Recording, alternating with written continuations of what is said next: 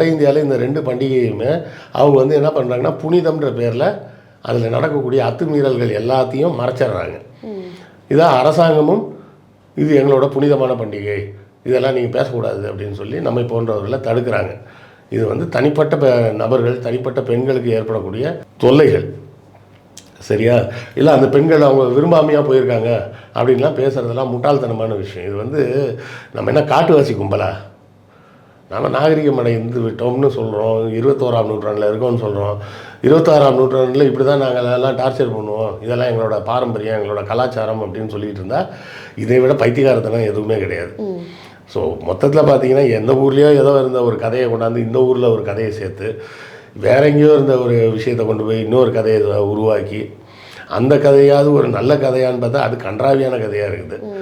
At least இந்த பிரகலாதன் கதையில் கூட அவ்வளோ மோசமான கதைகள் சம்பவம்லாம் எதுவும் இல்லை. கிருஷ்ணர் கதை அதோட கன்றாவியான கதை.